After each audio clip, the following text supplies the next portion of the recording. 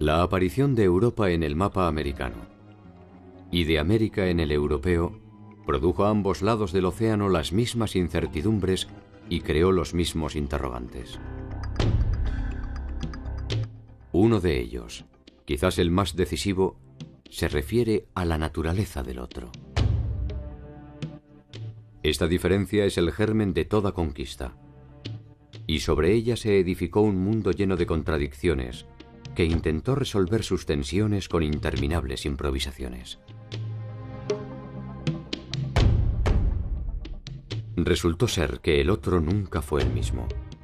Naturaleza y cultura, adelantados y atrasados, corregidores e incorregibles, capitanes y decapitados, jesuitas y chamanes, encomenderos y mitayos, idólatras y doctrineros, siervos, caciques, curacas, cabildantes, tributarios, recaudadores, mestizos, mulatos, esclavos. La hora de los héroes había terminado. La derrota militar de los pueblos originarios daba lugar a una contienda más desproporcionada.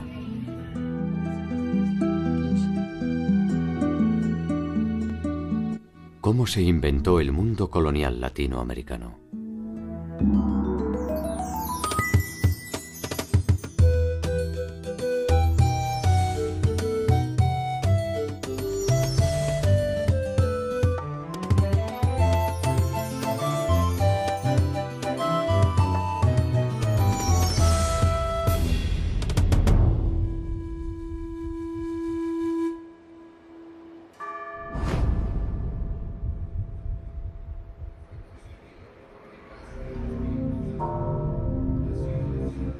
El 13 de agosto de 1521, con la caída de Tenochtitlan del Imperio Mexica, se inició la segunda fase de la conquista del territorio latinoamericano.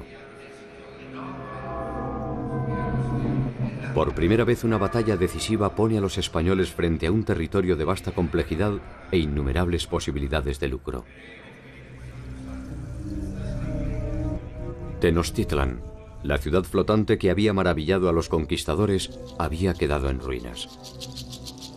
Cientos de miles de cadáveres pertenecientes a ambos bandos cubren la superficie de sus calles y canales, impidiendo el paso y propagando la enfermedad.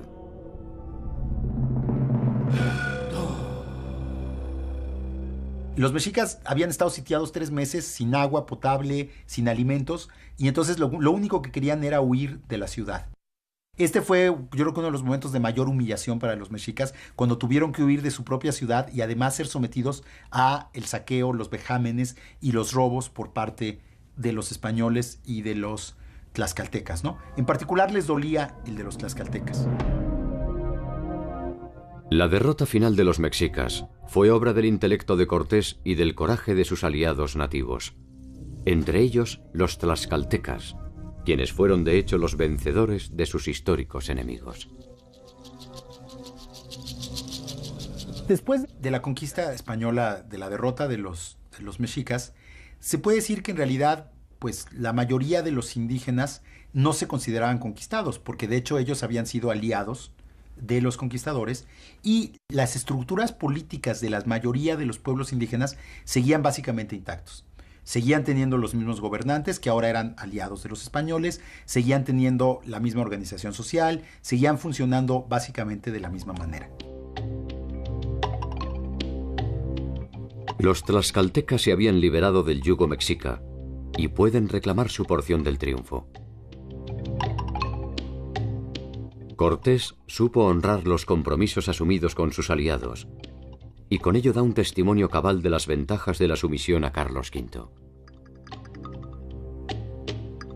De alguna forma, aunque no lo sospecharan en la euforia del triunfo, los tlaxcaltecas habían sido advertidos por los mexicas de los tiempos por venir.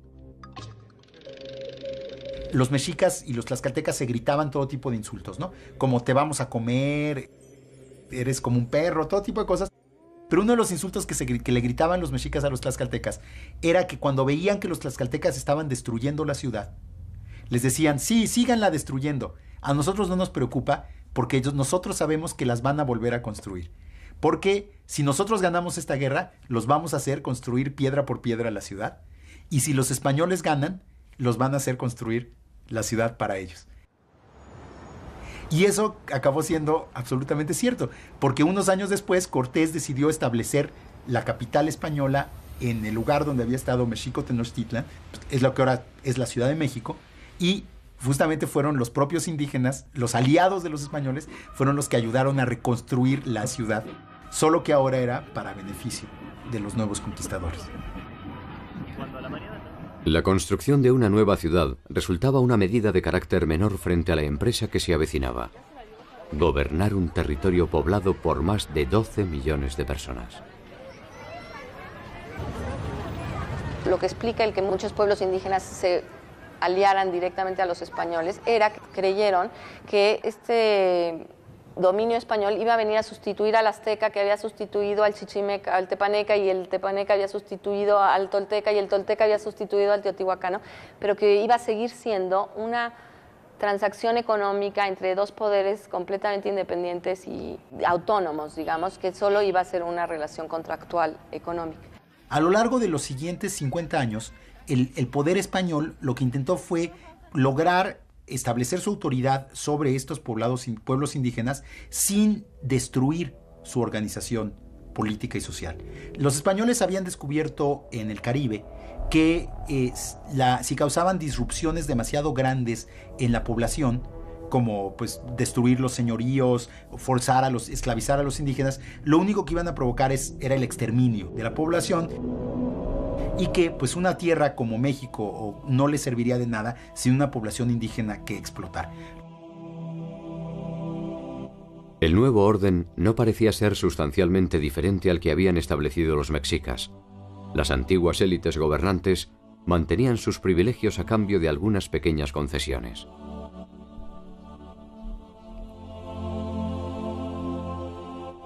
Incluso la nueva religión parecía ofrecer una relación más sosegada que la que había impuesto la última etapa del gobierno mexica con el incremento de sus prácticas sacrificiales.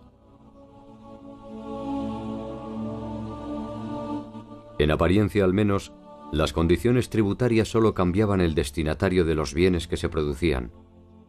A todas luces, el cambio de sumisión no parecía ser una oferta a desestimar.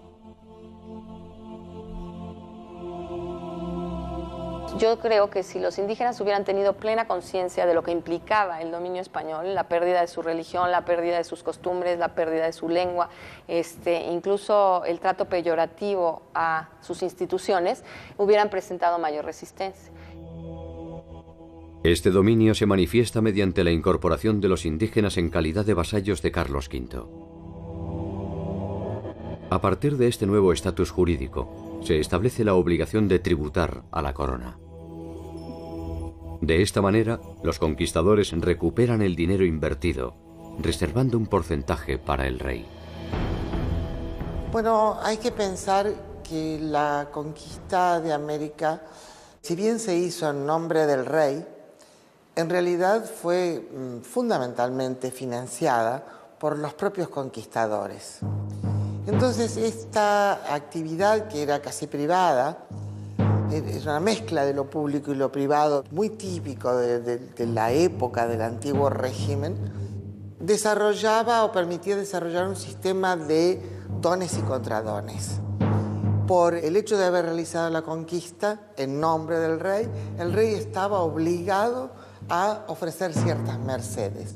Y una de las mercedes que el rey iba a otorgar a estos conquistadores que habían arriesgado su vida y sus dineros fue entregar a los indios en encomienda. La encomienda es la primera forma de relación jurídica entre indios y españoles. A cada colonizador se le encomienda un número determinado de nativos que están obligados a trabajar para él. A cambio de este servicio, los españoles tienen la obligación de cuidarlos y evangelizarlos. El conquistador va a recibir el tributo que debe ir al rey, el rey se lo cede y a cambio tiene que ocuparse de la salud, entre comillas, para la época, de los indígenas y sobre todo de la evangelización. Eso es la encomienda y, y, estos señores son los encomenderos. La encomienda fue un sistema tan práctico como deficiente, y no tardó en generar conflictos. Los constantes abusos de los encomenderos sobre los indígenas provocaron protestas de los abusados y reacciones de las órdenes religiosas que presionaron a la corona para restringir las atribuciones de los encomenderos. En la primera época produjo unos abusos terribles porque no solamente eran exigiéndole trabajo a los indígenas, sino parte de la producción de su economía natural y a veces una exigencia que no tenía límites. No hay que olvidar que en las Antillas prácticamente en un siglo fueron despobladas por los abusos. El Imperio español había tomado nota de los desmadres producidos en las Antillas, que obligaron a la importación de esclavos para trabajar. En tierra firme se intentó entonces establecer un sistema de recaudación que se basaba en las estructuras productivas preexistentes. El calpulli en México y el ayllu en el mundo andino. El ayllu es un sistema que significa la propiedad comunitaria de un territorio, pero a la vez significa tener ancestros comunes. Entonces, este ayllu es la base de la comunidad. Bueno, el trabajo comunal es una tradición sumamente importante en el mundo andino, ¿eh? Tanto la siembra como la cosecha tiene que ser hecha por medios comunitarios y la comunidad siempre se ha unido para este tipo de trabajos. Los españoles mantuvieron el ayllu no tanto porque respetaran aquello, sino porque les convenía. Si mantenían esta propiedad del ayllu en comunidad, entonces ellos les pagaban un tributo.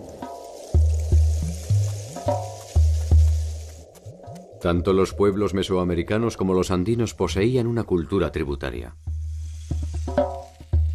Trabajaban indistintamente sobre sus tierras o sobre las de las élites y debían ofrecer parte de su producción a los señores locales. La política española respetó, al menos formalmente, esta propiedad comunitaria en la medida en que le permitía la obtención de beneficios. Es el sistema que se aplicaba en los incas, que el tributo que daban era en energía, tiempo de trabajo. El problema es que en los incas estaba regulado. En tanto, en la colonia había una explotación a veces indiscriminada. Nunca se habían enfrentado directamente como individuos al tributo. El Imperio español llegó y lo primero que quiso imponer es una tributación tú a tú, individuo con autoridad política. Y esto sí empezó a romper los lazos de solidaridad, de ayuda mutua que se tenían dentro de la colectividad, que se habían generado en la forma de producir el tributo anteriormente.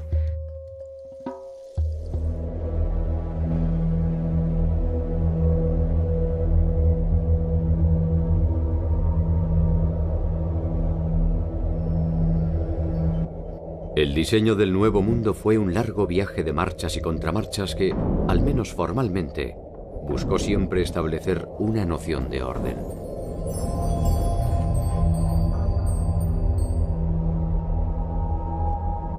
El territorio era una hoja en blanco sobre la que se podía trazar una cuadrícula perfecta. Cada uno de los solares, rigurosamente divididos por los conquistadores, eran entregados a los principales encomenderos que iniciarían así su lento y persistente camino hacia la formación de una nueva aristocracia.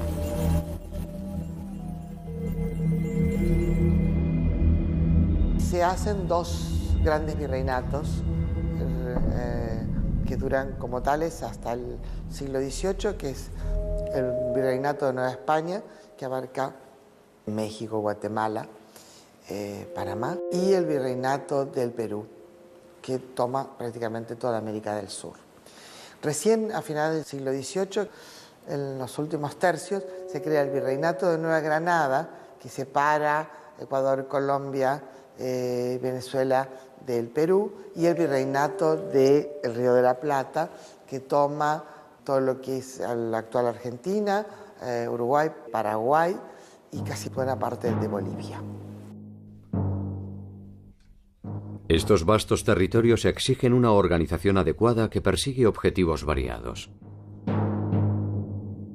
Desarticular las costumbres nativas, optimizar la recaudación y concentrar a sus habitantes para evitar rebeliones y resistencias. Finalmente, lo que la corona estableció en la segunda mitad del siglo XVI fueron los llamados pueblos de indios o repúblicas de indios, que eran gobiernos indígenas en los pueblos indígenas que tenían muchos elementos de los gobiernos prehispánicos, pero que los combinaban con los elementos del gobierno español. Los nombres de los cargos, gobernador, alcalde mayor, eran nombres españoles, pero las personas que ejercían esos cargos en muchos casos eran las mismas personas que habían ejercido el poder en tiempos prehispánicos o sus descendientes. La conversión y el control de los pueblos originarios se intenta obtener mediante la República de Indios. Una concentración de indígenas que intenta funcionar como un espejo de la sociedad española, recreando sus mismas instituciones y ofreciendo un espacio en el que la Iglesia podía perseguir, sin contaminación, su utopía cristiana. Pero hay que ponerse en la cabeza de la gente que vivía en esa época, cuya fe es auténtica, matizada de supersticiones, no muy pura teológicamente. Todo eso, por cierto, era así, pero de todas maneras hay una fe primitiva, podríamos llamarla, totalmente auténtica. Hay que tener en cuenta que en poco tiempo más, sobre todo después de la conquista, se va a producir la gran contrarreforma, la gran defensa de la Iglesia para defenderse de la reforma luterana. El impulso que toma la Iglesia a partir de esto y el asombro por el hecho de haber encontrado una sociedad y un territorio donde aparentemente la palabra del Señor no había llegado. Y frente a esto, la Iglesia Católica tuvo dos formas de reacción. Una reacción tradicional, conservadora, casi inquisidora, donde se perseguía cualquier tipo de desviación y de idolatría. En cambio, otras órdenes religiosas como los agustinos, franciscanos, jesuitas, pensaron que era imposible acabar con la religiosidad andina, porque se podía acabar con sus templos, pero no se podía derribar el sol ni acabar con la madre tierra.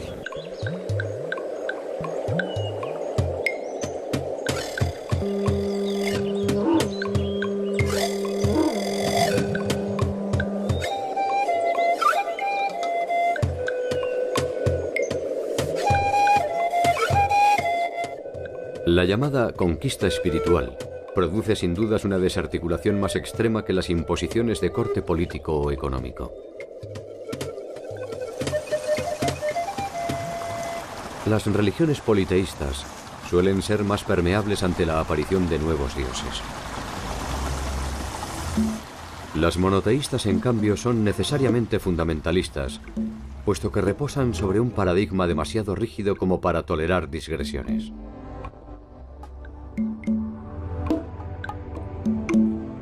Podría decirse que la ciega voluntad puesta en el proceso de la evangelización responde más a una confirmación de la fe propia que un cuestionamiento de la ajena.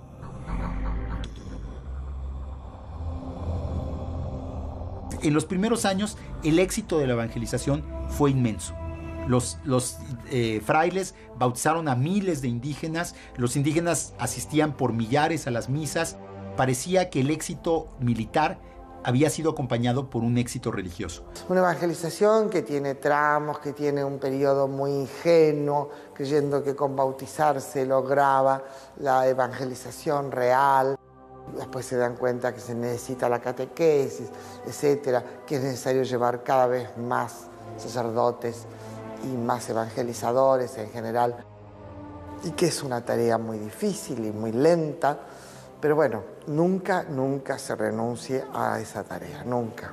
Una vez terminada la resistencia militar, vino una resistencia cultural, mental. Es decir, los españoles pudieron dominar, obligarlos a pagar tributo, etc., pero nunca dominaron completamente sus mentes. Entonces, la resistencia más importante de estos pueblos fue mantener su idioma, sus costumbres y obviamente su religión. En los casos de las fiestas que los españoles imponen al poblador indígena para que estos la celebren, ocurre una cosa muy especial. Es que los pobladores andinos utilizaron el calendario español y católico y lo sobrepusieron a la propia celebración de sus propios rituales y siguieron pensando en que estaban celebrando sus propias creencias, adorando a sus propias deidades, a pesar que estuvieran bajo el nombre y la denominación de un santo español o de una virgen, como se los exigían los evangelizadores de la colonia. Con nombre del Padre, el Hijo y Espíritu Santo. Amén. Esta familia, Tatsmanchila, Baraca Chachila, Chuchula Chachila, Velapaita Chachila, Dulce María. Los pueblos indígenas tuvieron resistencia al cambio y lo más difícil para adaptarse es lo ideológico, ¿no? Entonces ellos de alguna manera tomaron cosas del catolicismo y de la nueva prédica evangelizadora que les hacían los sacerdotes y de alguna manera supieron reconocer algunas cosas que su propia religión les proveía y hicieron una bellísima integración de conceptos antiguos con conceptos modernos. En algunos casos cambiaron los nombres, pero en esencia se seguía manteniendo el culto, por ejemplo, a las deidades protectoras de la agricultura, a las deidades protectoras de las clases menos protegidas, a la veneración de fuerzas naturales que les eran importantísimas para su vida cotidiana, como la lluvia, la vegetación, la regeneración de las plantas, etc.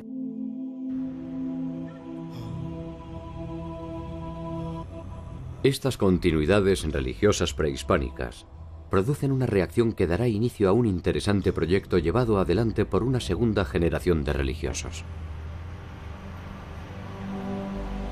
Los frailes que ya conocían más a fondo la cultura indígena, que ya hablaban las lenguas indígenas, se empezaron a dar cuenta que si bien los indígenas iban a misa y si bien los indígenas le rendían culto a Santiago, a la Virgen y a los santos patronos que tenían en sus pueblos de indios, eso no significaba que hubieran abandonado otros aspectos muy importantes de sus religiones prehispánicas. Esta segunda generación de religiosos realizaron un proyecto muy interesante desde un punto de vista antropológico, de estudiar las culturas indígenas para poder conocer a fondo cuáles eran los elementos que habían sobrevivido de ellas en la nueva religión católica.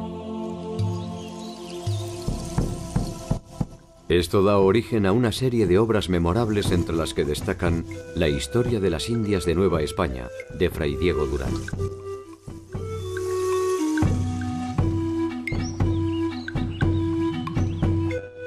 Y La historia general de las cosas de la Nueva España, de Fray Bernardino de Sahagún. Gracias a estas obras es posible conocer gran parte de la cultura, las creencias y las formas de organización de los pueblos originarios. Pero no hay que olvidar nunca que fueron escritas con la intención de eliminar la religión indígena.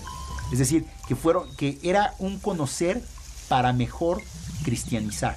No era un conocimiento científico desinteresado, era un conocimiento que tenía una agenda muy específica de lograr consolidar la evangelización de los indígenas y de destruir los rastros que quedaban de las religiones prehispánicas. Curiosa lección que suele dar la historia. Los mismos conquistadores que habían destruido la mayor parte de los códices originarios son quienes recopilan minuciosamente cada una de las costumbres de los pueblos conquistados.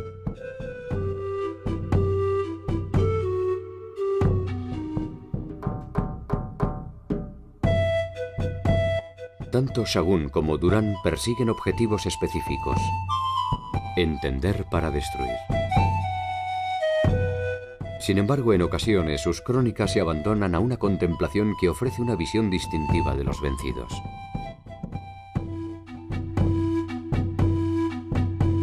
Sus formas de asociación, sus conocimientos, su fina espiritualidad y su particular sensibilidad.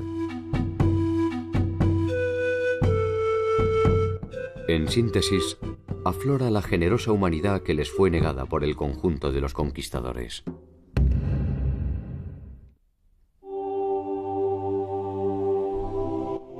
Tanto la corona española como la portuguesa intentaron establecer un modelo teórico de sociedad. La realidad no tardó en manifestarse sobre esta construcción fanática y, si se quiere, ingenua. Los límites estrictos entre la República de Indios y la de españoles se hicieron difusos. Las intenciones por preservar a los indígenas fracasaron. Las pasiones y ambiciones humanas comenzaron a establecer fugas. Pequeñas grietas que la legislación no podía contener. Todo está estructurado en las llamadas dos grandes repúblicas, la República Española y la República de Indios. Todo lo que está en el medio tiene un vacío legal por un lado, pero a su vez la posibilidad de meterse en aquel conjunto de jurídico que más le convenga. En ese medio se produce una fusión entre los grupos sociales que derrumbará la pureza del proyecto original. Un resultado previsible era la unión de un español con una india, que daba origen a un mestizo. Las hijas mestizas son casadas con españoles importantes, con lo cual rápidamente esa gota de sangre queda dando vuelta en el mestizaje biológico, pero se pierde en el mestizaje cultural y sobre todo en la categorización. Pasan a ser categorizados como españoles, ¿no? Es muy interesante ese proceso, cómo se va dando, porque el mestizaje no se detiene nunca. Pero las leyes siempre miran para otro lado. Poco tiempo después, la condición de mestizo resulta insuficiente para clasificar al conjunto de la sociedad.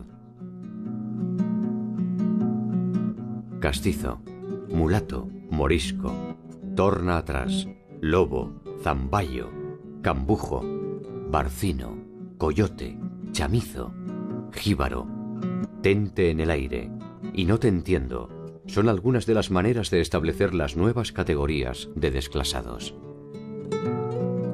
Los mestizos son considerados impuros y tienen mucha dificultad en reconocerlos. La situación del mestizo es muy ambigua. Si es criado en la familia de su madre, normalmente indígena, puede ser considerado indio. Si es criado en la familia del español, de pronto, al tiempo, puede pasar por español. El español nacido en América, que es el criollo, no tiene un estatus especial. Es considerado español, pero de segunda.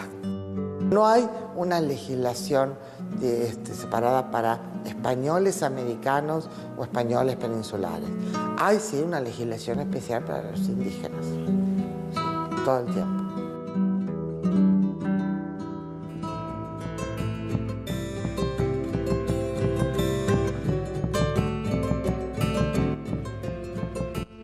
Hacia finales del 1500, el mundo prehispánico está virtualmente desaparecido.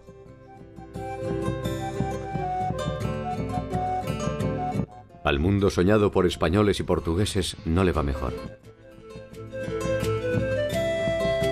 No es más que un conglomerado de leyes y resoluciones que intenta disfrazar de armonía las contradicciones que se multiplican.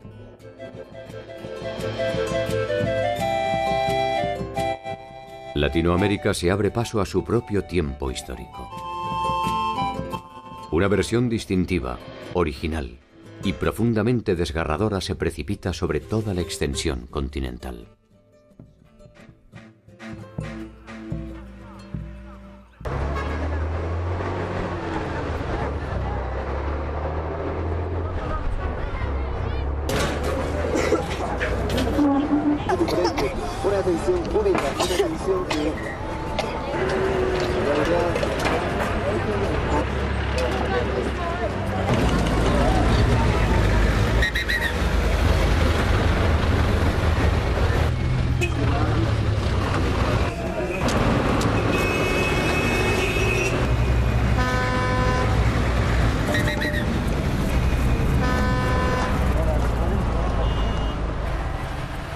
La ciudad de Potosí está construida a 4.000 metros de altura sobre el nivel del mar.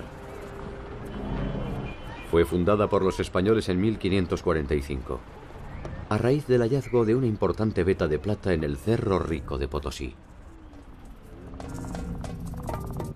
Este cerro fue uno de los principales ingresos de la corona española. La ciudad era entonces algo más que un pequeño campamento, y creció a un ritmo desmesurado exigiendo una compleja organización de recursos humanos y económicos. Estas aguas están viniendo de lo que son las filtraciones cuando llueve, cuando graniza, ¿no? Y su pH es muy, muy ácido.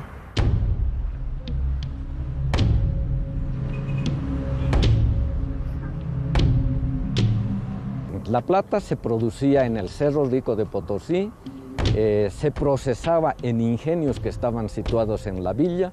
Para eso se ha construido un sistema hidráulico, el segundo más grande del mundo.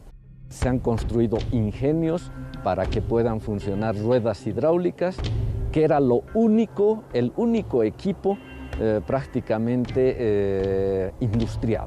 El resto ha sido trabajo manual.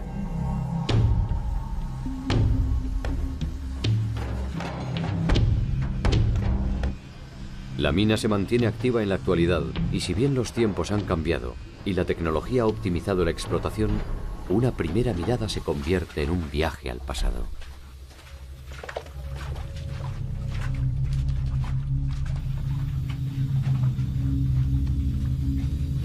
En el interior de las galerías resuenan las mismas voces, los mismos gemidos y los mismos silencios que agigantaron su oscura leyenda. ¿No hay refresquito para mí? Adentro, muñeco, adentro. Chica. Sobreviven los golpes de los barreteros, las picas de los brosiris, los pasos de los apiris.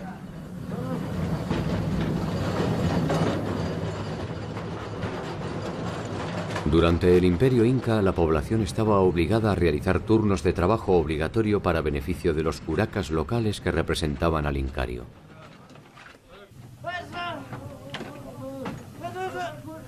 La llegada de los españoles trasladó este servicio a la corona y alimentó las minas de Mitayos.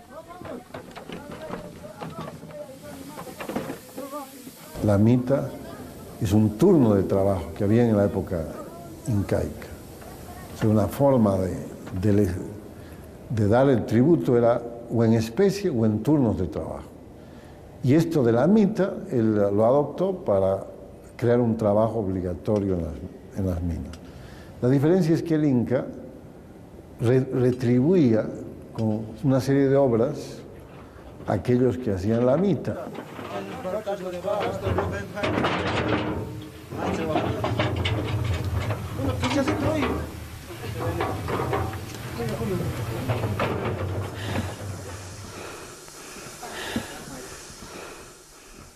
4.500 mitayos trabajaban durante una semana ininterrumpida en el interior de las minas.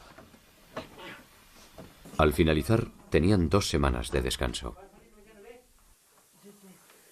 Durante esas 2 semanas de descanso, esta gente se alquilaba. El mitayo se volvía minga. Y entonces esas semanas de descanso no eran en realidad de descanso. Un minga recibía mucho más dinero que un mitayo.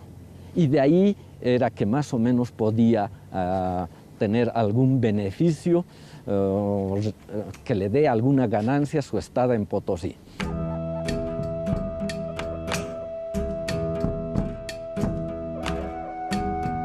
Todos los yacimientos en América fueron de la corona.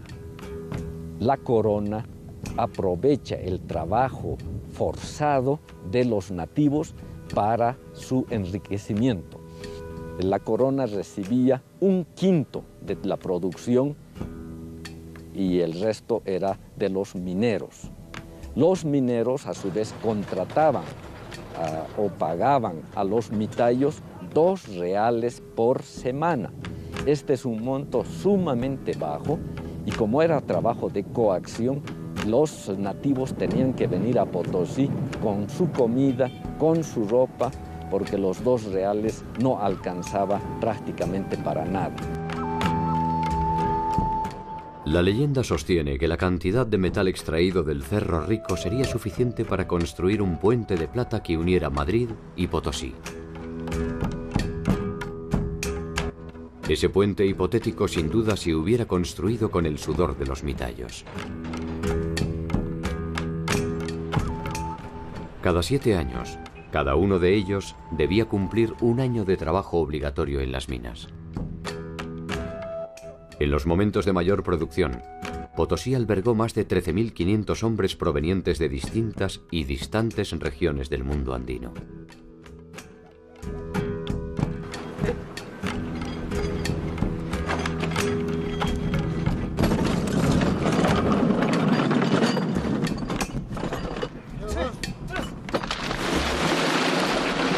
Este cerro ha contribuido con más o menos 40.000 toneladas de plata que han ido a parar a países de afuera.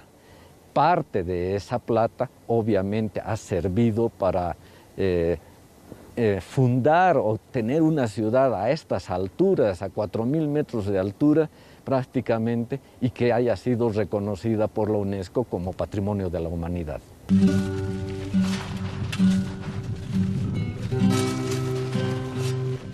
A medida que el cerro se vacía, la ciudad se llena de tentaciones.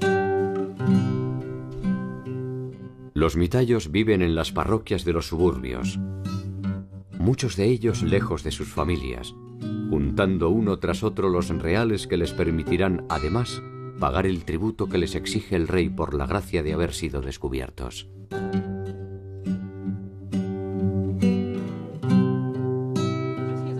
Algunos tendrán la dudosa fortuna de morir por inhalación de plomo o de mercurio.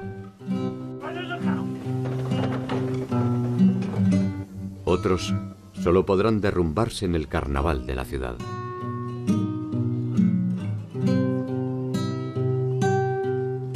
Una ciudad que tiene dinero siempre es atractiva, por más que la gente no logre alcanzar sus objetivos.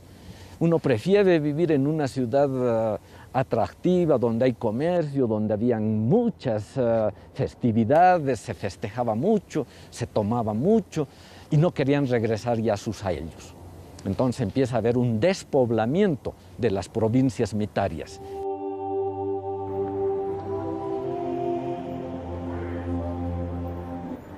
El centro de la ciudad estaba reservado a la población española. Allí parecía ser posible el sueño de El Dorado. Funcionarios, azogueros, comerciantes y religiosos vivían su propia ilusión de prosperidad en la medida en que el férreo monopolio español se lo permitía. Nada debía entrar ni salir de Potosí sin la anuencia de las autoridades. La corona quería controlar que la mayor cantidad de plata salga en forma de barras o de rieles o en forma de moneda acuñada. Hay que tener en cuenta que había solo un puerto de España con el que se podía comerciar, que era al principio Sevilla, después pasó a ser Cádiz. Ni siquiera se podía comerciar con otros puertos españoles. Y estaba todo el sistema de galeones que venían una vez por año, tenían que enviarlos con custodia, con barcos armados por los ataques de los piratas. Esas flotas llegaban o a Veracruz, en México, el Virreinato de Nueva España, o a Portobelo, en Panamá, para el caso de América del Sur. Ahí tenían que atravesar el istmo por tierra, volver a embarcar y otra vez un monopolio. El único puerto habilitado era Lima. El circuito inverso se originaba en Potosí. La plata extraída se trasladaba en caravanas de llamas hasta San Marcos de Arica. Desde Arica se trasladaba al puerto de Lima. En Lima se juntaban con las producciones de otros lugares, también del Perú, y se cargaban a galeones hasta Panamá. Nuevamente, por mulos, caballos o cualquier fuerza animal, se llevaba a Portobello. Y de Portobello a La Habana, Cuba, donde finalmente se hacía el carguío de la plata mexicana, la plata peruana, la plata potosina. De La Habana salían los galeones 2 veces al año y llevaban la plata hasta Cádiz, de Cádiz a Sevilla, y en Sevilla esperaban los mercaderes, esperaban todos los que cobraban por haber dado el dinero para el trabajo en las minas en América. Comerciar una vez por año era absolutamente complicado, ¿no? Y porque era complicada después la red en la cual había que producir la distribución de mercaderías. De alguna manera vienen muchos más barcos, con permiso, sin permiso, legal o ilegalmente. Hay mucho comercio de contrabando. El contrabando es la manera de sortear la restricción de la corona y también la forma más aceitada de movilidad social. Mulas, tejidos, carnes, esclavos y objetos suntuarios llegan a Potosí provenientes de Brasil y Buenos Aires. De Potosí siempre sale lo mismo: plata para la corona o plata para los dueños de las minas y los funcionarios. Se estima que por lo menos 1/3 de la plata extraída elude el control de la corona y se utiliza para poner en marcha el comercio ilegal. Comienzo del siglo XVII, hubo virreyes en Perú absolutamente entremezclados en contrabando, terriblemente mezclados, usando, por supuesto, firmas que los representaban, ¿no? Las autoridades de Buenos Aires también totalmente mezcladas con el contrabando, a pesar de que eran los que obligados a combatirlo.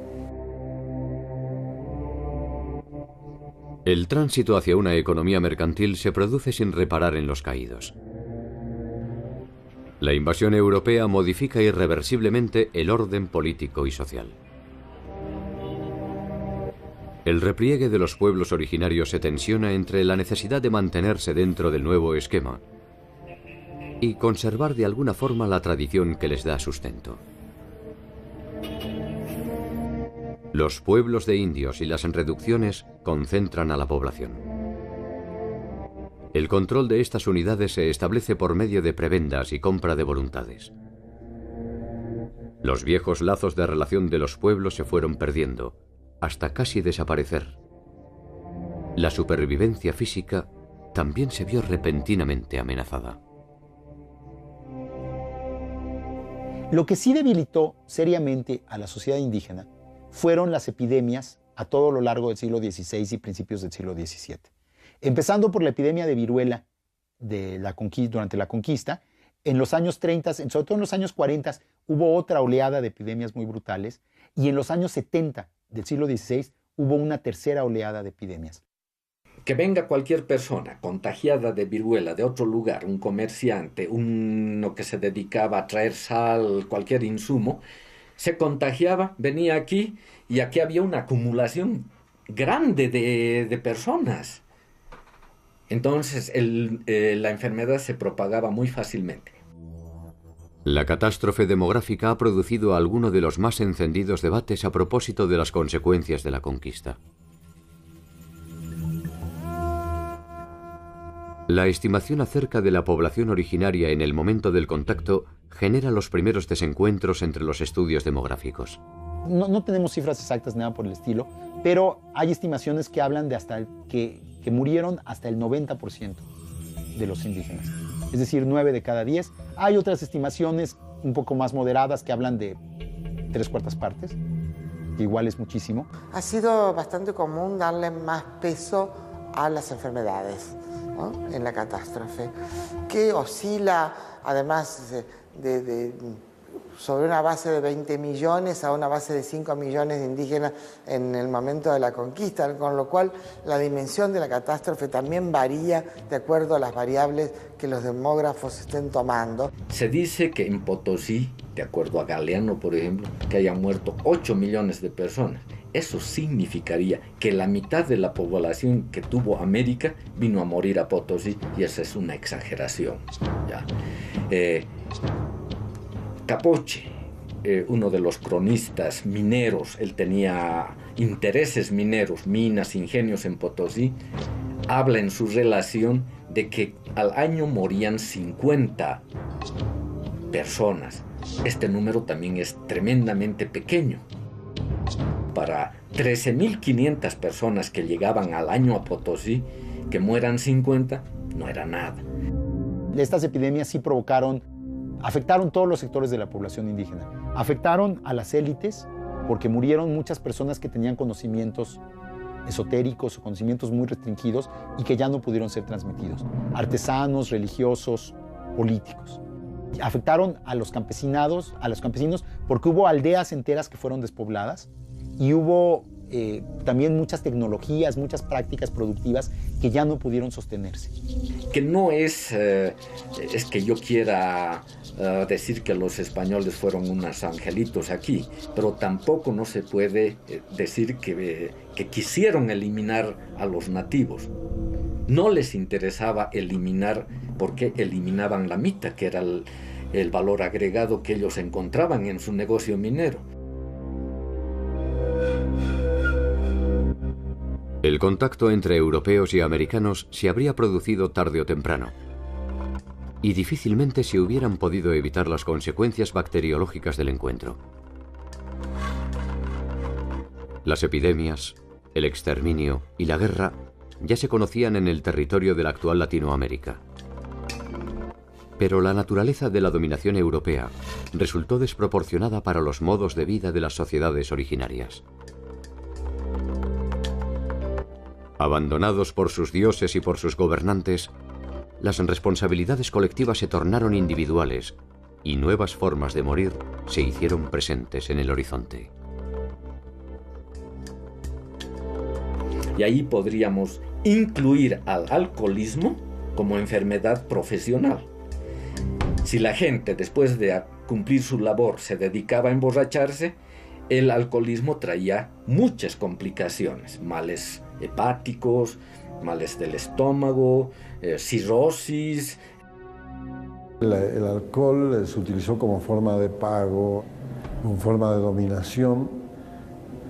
Y si bien se sabe que en la época prehispánica se tomaba ya la chicha y otro tipo de bebidas, con la colonia esto se incrementó, ¿no? Igual que la pobreza. Sea cual sea la cifra definitiva, las fuentes confirman que entre el año 1500 y el 1600, el número de habitantes nativos disminuyó a niveles alarmantes, despoblando vastas zonas territoriales de Latinoamérica. Hacia 1780 se registrará una recuperación en los pueblos originarios. Probablemente, dada la magnitud de la catástrofe, estas nuevas generaciones sean ya el producto de un nuevo paradigma cultural que deba tanto al viejo modelo como al nuevo. Lo que sucedió es que a finales del siglo XVI, después de estas grandes oleadas de epidemias, las sociedades indígenas se reconformaron ya en el marco del régimen colonial y construyeron nuevas formas de vida con muchos elementos europeos, pero también con muchos elementos prehispánicos. Y las sociedades indígenas que conocemos hoy son realmente las descendientes de esas sociedades reinventadas del periodo colonial, que tienen una fuerte raíz prehispánica, pero que también tienen muy importantes elementos occidentales. Por ejemplo, ustedes van a poder observar en el mundo aymara actual, hay varios indicadores de esto, ¿no? El vestido que hoy utiliza la aymara de la ciudad, la aymara urbana, que es la chola paseña, se ve esa mezcla, ¿no? La manta tiene que ver con la mantilla española. Y en cambio el aguayo que llevan para cargar a los niños es un textil, además de una alta simbología, porque sobre ese aguayo se hace, por ejemplo, la mesa aymara, o se come, o los rituales, ahí se carga el niño. Todo eso muestra que es una vestimenta típica, pero a la vez muy mestiza, que toma de ambas partes. Así que la aculturación no se dio en el sentido de perder toda la identidad, pero sí fue una mezcla, ¿no?, de cosas, de contenidos culturales españoles que fueron adoptados acá.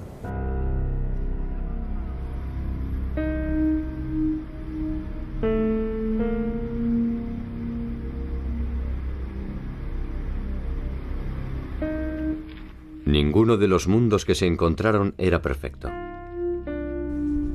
Y los eufemismos para denominar el evento desnudan necesariamente sus intencionalidades. La sociedad que se proyectó para Latinoamérica encontró finalmente sus propios carriles para procesar las tensiones de la puja de intereses y pasiones. Y la otra desapareció definitivamente. El análisis de los hechos nos enfrenta a una disyuntiva tal vez imposible. Intentar recuperar el mundo originario o aceptar lo que somos hoy en día. Quizás ambos modelos no sean más que una utopía inútil. Quizás solo seamos testigos mudos de un devenir irreversible, que no es más que el saldo resultante entre nuestras voluntades y nuestras omisiones.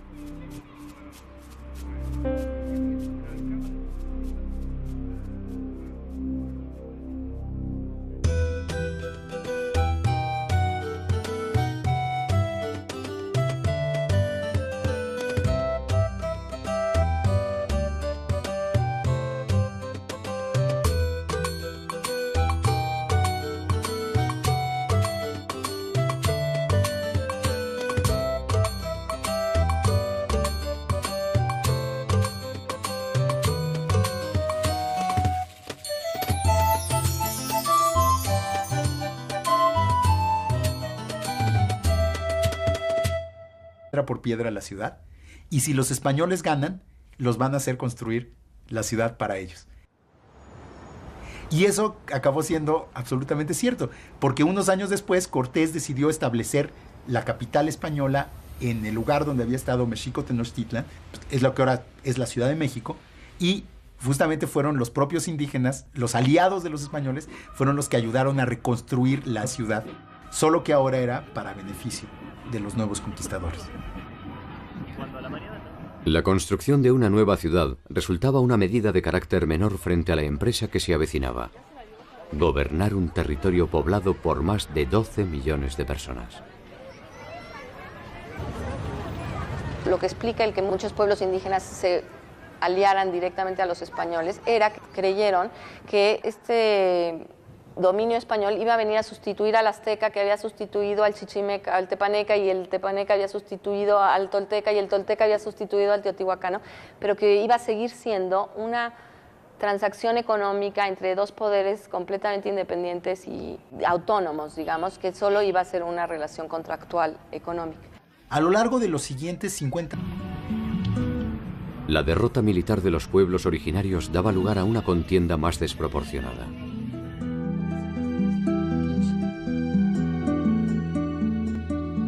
¿Cómo se inventó el mundo colonial latinoamericano?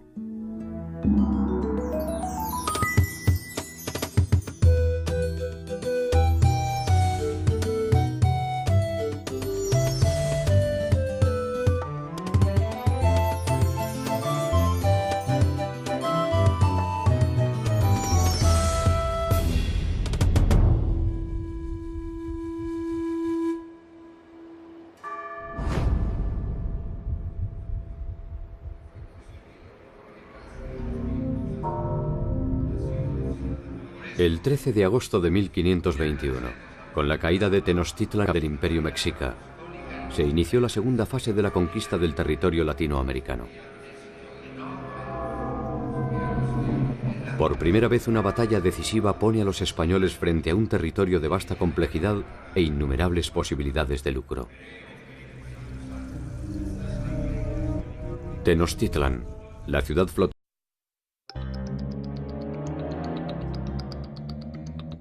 La aparición de Europa en el mapa americano y de América en el europeo produjo a ambos lados del océano las mismas incertidumbres y creó los mismos interrogantes. Uno de ellos, quizás el más decisivo, se refiere a la naturaleza del otro. Esta diferencia es el germen de toda conquista, y sobre ella se edificó un mundo lleno de contradicciones, que intentó resolver sus tensiones con interminables improvisaciones. Resultó ser que el otro nunca fue el mismo. Naturaleza y cultura, adelantados y atrasados, corregidores e incorregibles, capitanes y decapitados, jesuitas y chamanes, encomenderos y mitayos, idólatras y doctrineros, siervos, caciques, curacas, cabildantes, tributarios, recaudadores, mestizos, mulatos, esclavos. La hora de los héroes había terminado. Y las estructuras políticas de la mayoría de los pueblos indígenas seguían básicamente intactos. Seguían teniendo los mismos gobernantes, que ahora eran aliados de los españoles, seguían teniendo la misma organización social, seguían funcionando básicamente de la misma manera. Los tlaxcaltecas se habían liberado del yugo mexica y pueden reclamar su porción del triunfo. Cortés supo honrar los compromisos asumidos con sus aliados y con ello da un testimonio cabal de las ventajas de la sumisión a Carlos V.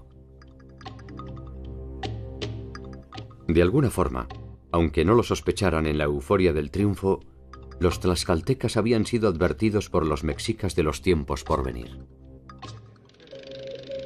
Los mexicas y los tlaxcaltecas se gritaban todo tipo de insultos, ¿no? Como te vamos a comer, eres como un perro, todo tipo de cosas.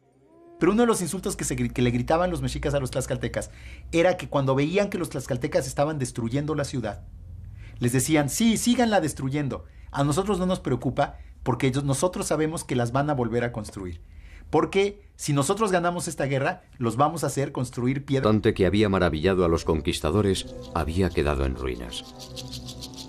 Cientos de miles de cadáveres pertenecientes a ambos bandos cubren la superficie de sus calles y canales, impidiendo el paso y propagando la enfermedad.